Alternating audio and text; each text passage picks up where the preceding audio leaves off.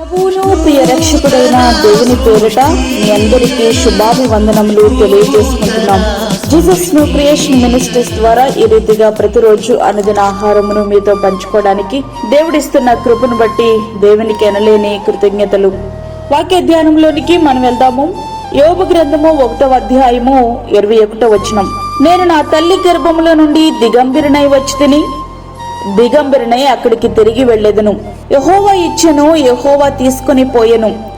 యెహోవా నామమునకు స్తుతి కలుగునుగాక.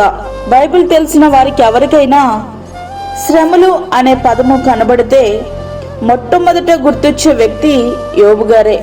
ఆయన శ్రమ పడడం గొప్ప విషయం కాదు గాని ఆ శ్రమలలో తన పరిశుద్ధతను, శోధనలో తన విశ్వాసతను కాపాడుకోవడం చాలా గొప్ప విషయం.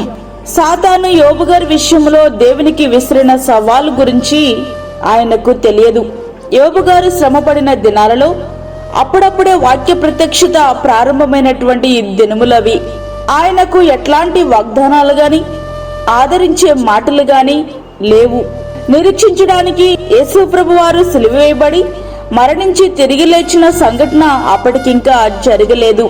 ఇట్లాంటి సందర్భంలో 10 మంది పిల్లలను కలిగిన సమస్తాన్ని కోల్పోయి ఒకవైపు భార్య మాటలు, మరొక వైపు 3 స్నేహితుల మాటలు మరింత బాధించాయి. సమస్తాన్ని కోల్పోయిన యోబు గారి నోటి నుండి వచ్చే దూషణ మాటల కొరకు 1000 కళ్ళతో ఎదురు చూస్తున్నాడు సాతాను. కానీ యోబు గారు అంటున్న మాటలు ఏమిటంటే, నేను నా తల్లి గర్భములో నుండి దిగంబరినై వచ్చితిని, దిగంబరినై అక్కడికి తిరిగి వెళ్ళెదను. యెహోవా ఇచ్చెను, యెహోవా తీసుకుని పోయెను. యెహోవా నామమునకు స్తుతి కలుగునుగాక అంటూ పలికిన మాటలు సాతానుని చెంప చెల్లుమనిపించాయి. ఇక్కడే సాతానుకు ఓటమి ప్రారంభమైంది. ఈ వాక్యములో బైబిల్లోని అత్యున్నతమైన క్షణాలు మనకు కనిపిస్తున్నాయి. ఇవి మనలో యోబు గారి పట్ల గౌరవ భావాన్ని కలిగించాలి. యోబు గారి యొక్క విశ్వాసం, అతనికి కలిగిన నష్టాలు, దుఃఖం వీటన్నిటికంటే ఉన్నతంగా ఉంది. సాతాను అబద్ధికుడన్న విషయం రుజువయ్యింది. మానవ హృదయాల్లో దేవుని కృప పరిచర్య శక్తివంతమైనది. సాతాను ఊహించినట్టు దేవునిని దూషించేందుకు బదులు యోబు గారు ఆయనను స్తుతిస్తున్నారు. యోబు తనకు కలిగిన నష్టాల విషయం సెబావారిని గాని, కల్దీయ వారిని గాని, సుడిగారిని గాని, అగ్నిని గాని, చివరికి సాతానును కూడా నిందించలేదు. జరిగినవన్నీ ప్రమాదవశత్తు, మనుషుల దౌర్జన్యం వలన, ప్రకృతి వైపరీత్యం వలన జరిగాయని ఆయన భావించలేదు. ఇచ్చినది దేవుడే, తీసివేసినది దేవుడే అని అన్నారు. యోబు గారు దీనంతటిలో దేవుని యొక్క సార్వాధిపత్యాన్ని మనకి గుర్తు చేస్తున్నారు.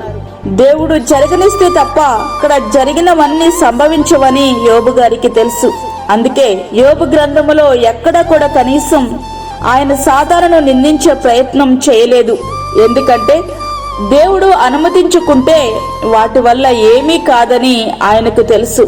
మనమైతే చేయకూడనివన్నీ చేసి ఆ తప్పంతా సాతాను మీదకి నెట్టేసే ప్రయత్నం చేస్తాం.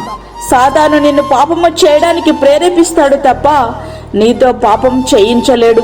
పాపము చేయాలో లేదో నిర్ణయం తీసుకోవాల్సింది నీవే. అట్లా అని దేవుడే నన్ను పాపము చేయడానికి అనుమతించారని నీకు నీవే సర్దు చెప్పుకునే ప్రయత్నం చేయొద్దు. పరిశుద్ధులైన దేవుడు పాపమునకు నిన్ను ఎట్లా అనుమతిస్తారు? మనిషి యొక్క భ్రష్ట స్వభావమే పాపమునకు కారణమవుతుంది. ప్రియ స్నేహితుడా, వాక్యమంటినటువంటి ప్రియ దేవుని బిడ్డ, వాక్య ప్రత్యక్షత సరిగా లేని దినాలలో సహితం యోబు గారు ఎంతటి ఆధ్యాత్మిక ఉన్నత శిఖరాలను అధిగమించగలిగారు. నేటి దినాన్న సంపూర్ణమైన వాక్య ప్రత్యక్షత మనకుంది. ఆదరణకర్త మనతో ఉన్నారు. సజీవమైన నిరీక్షణ మనకుంది. అయినప్పటికీ దేవుని నిందించే వారుగానే ఉంటున్నాం. శ్రమలలో సైతం ప్రభువుని స్తుతించగలిగే యోబు గారి జీవితం మన ఆధ్యాత్మిక జీవితాలకు సరికొత్త పాఠం. ప్రతి పరిస్థితి యందు ప్రభువును బట్టి స్తుతించగలిగే జీవితాలను మనము కలిగి ఉందాం. అట్టి కృప ధన్యత ప్రభువు మనకి అనుగ్రహించునుగాక. ఆమేన్. వాక్యమున్న ప్రియ దేవుని బిడ్డలారా, ప్రార్థనలో ఏకీభవించండి. పరిశుద్ధమైన తండ్రి, ప్రేమగల యేసు ప్రభువా, ఈ రీతిగా నీ సన్నిధిలో మరి యొక్క దినాన్ని మా జీవితంలో మీరు అనుగ్రహించిన విధానాన్ని బట్టి నీకు వందనాలు, స్తోత్రాలు చెల్లించుకుంటున్నాను. వాక్యమున్న ప్రతి ఒక్క బిడ్డను మీరు దర్శించండి. ఒక వాక్యము ప్రతి ఒక్క హృదయంలో ఫలించుటకు సహాయం చేయండి. అదే విధంగా బలహీనులను, చెడ్డ బిడ్డలను, వృద్ధులను, గర్భిణీ స్త్రీలను మీరు జ్ఞాపకం చేసుకునండి ప్రభువా. వారికి కావలసినటువంటి నీ కృపను సమృద్ధిగా మీరు ఉంచండి, బలపరచండి. ఎలా నీ మీద ఆధారపడాలో, పరిపూర్ణమైనటువంటి విశ్వాసము నీ అందు ఎలా ఉంచాలో ప్రతి బిడ్డకు అనుగ్రహించండి. అలాగే దూరదేశంలో ఉండి వాక్యముని విని ప్రార్థనలో ఏకీభవిస్తున్న ప్రతి ఒక్క బిడ్డను మీరు జ్ఞాపకం చేసుకునండి. వారికి కావలసిన నీ కృపను సమృద్ధిగా దయచేయండి ప్రభువా. వారి అవసరతలు, అక్కరలు మీరు తీర్చండి నాయన. నీకు వందనాలు, స్తోత్రాలు చెల్లించుకుంటున్నాను. ప్రతి విధమైన శోధన, కీడు, ప్రమాదము, తెగుల నుండి మీరు మమ్మల్ని కాపాడండి. ఇదైనా అక్కరలు మీరు తీర్చండి నాయన. నీకు స్తోత్రములు చెల్లించుకుంటున్నాను. బయటకు వెళ్తున్నప్పుడు, వస్తున్నప్పుడు నీ కాపుదల, నీ సన్నిధి, నీ భద్రత మా అందరి కుటుంబాల చుట్టూ ఉంచి బలపరిచి నీ కొరకు సాక్షులుగా సిద్ధపరచమని, మాకు కాదు యెహోవా, మాకు కాదు, సమస్త మహిమ ప్రభావాలు మీకు ఆరోపించుకుంటూ యేసు పరిశుద్ధ నామమున అడిగి వేడుకుంటున్నాము తండ్రి, ఆమేన్. ఈ యొక్క వర్తమానములు మీ బంధువులకు, మీ స్నేహితులకు షేర్ చేయండి. దేవుని పనిలో మీరు కూడా పాలిభాగస్తులు కండి. అదేవిధంగా మీ ప్రార్థన అవసరతలు మాకు తెలియచేయండి. మా ఫోన్ నంబర్ 9177377559. దేవుడు మిమ్మును, మీ కుటుంబమును దీవించునుగాక. ఆమేన్. దేవుని సేవలో మీ సహోదరి అన్నామణి సాల్మన్. మా ఛానల్ని సబ్స్క్రైబ్ చేయండి, షేర్ చేయండి, లైక్ చేయండి. దేవుడు మిమ్మల్ని దీవించునుగాక. ఆమేన్.